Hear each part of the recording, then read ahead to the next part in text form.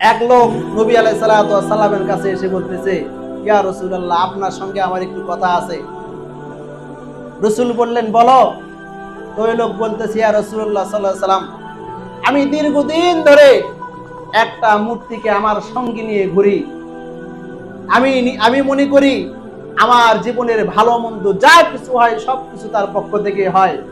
তাকে আমি আমার ভাগ্যের প্রতীক মনে করতাম, আমার সঙ্গে নিয়ে সব জায়গায় যাইতাম। কিন্তু একদিন আমি রাস্তা দিয়ে তাকে নিয়ে হাঁটতেছি, যাইতে যাইতে রাস্তার মাঝখানে আমার প্রকৃতির চাপ এসে গেল। আমি মনে করলাম আমার সঙ্গে যদি আমার প্রভুকে নিয়ে যাই তাহলে একটা বেয়াদবি হয়ে যাবে। এজন্য আমার প্রভুকে রাস্তার সাইডে রেখে আমি প্রকৃতির ডাকে সাড়া দিতে গেলাম। প্রকৃতির ডাকে সাড়া দিয়ে এসে যখন দেখলাম আমার প্রভুর শরীর বেয়ে বেয়ে পানি পড়তেছে, আমি মনে করলাম এইটা হয়তো বা রহমতের পানি। আমার প্রভু রহমত দিচ্ছে, এত গরম, এই গরমে হয়তো বা আমার প্রভু আমার কষ্ট দেখে পানি ঝরাইতেছে। সে খাওয়া চালু করছে। হঠাৎ করে রাস্তার পাশে তাকিয়ে দেখে একটা কুকুর যাচ্ছে। কুকুরের অঙ্গ ভঙ্গি দেখে মনে হলো, সে মনে করতেছে যে ওই কুকুরই ওই প্রভুর মাথায় পেশাব করে দিয়েছে। তখন বুঝতে পারছে এটা তো আমার প্রভুর কোনো রহমত না, এটা কুকুর পেশাব করে দিয়েছে। রসুলকে এসে বলতেছে, রসুল, আমি যাকে আমার জীবনের ভালো মন্দের প্রভু মনে করতাম, আমি মনে করতাম আমার জীবনে যত বিপদ আপদ বালা মুসিবত আছে সবকিছু দূর করে দেয়। কিন্তু যখন আমি রসুল এই ঘটনা দেখলাম, কুকুর এসে আমার প্রভুর মাথায় পেশাব করে দেয় আর আমার প্রভু এইটা প্রতিরোধ করতে পারে না, আমি বুঝতে পারছি রসুল সাল্লাল্লাহু আলাইহি সাল্লাম যেই প্রভু নিজেই নিজেকে রক্ষা করতে পারে না, ওই প্রভু আবার আমাকে কিভাবে রক্ষা করবে।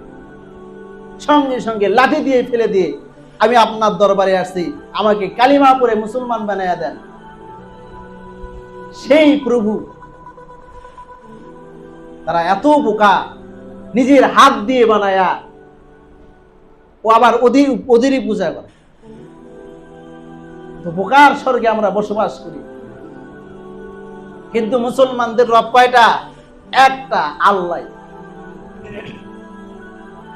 এবার রাসূল সাল্লাল্লাহু আলাইহি সাল্লাম বলতেছেন, হে মক্কার কাফেররা শোনো, আল্লাহ তাআলা একক, শুধু একক নয়, আল্লাহুস সামাদ, তিনি অমুখপেক্ষী, তিনি কারো দিকে চেয়ে নন।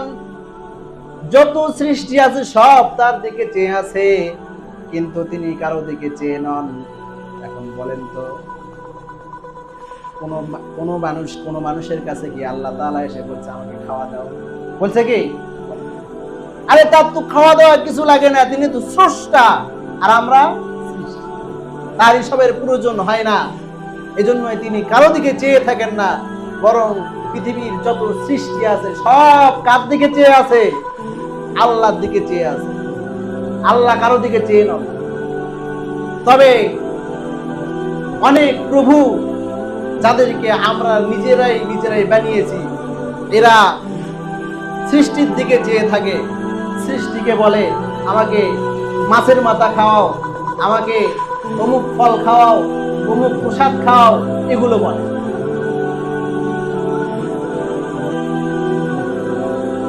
মক্কার কাফিরদেরকে রাসূল সাল্লাল্লাহু আলাইহি সাল্লাম বলতেছেন, লাম ইয়ালিদ ওয়া লাম ইউলাদ। হে মক্কার কাফিররা, তোমরা বলে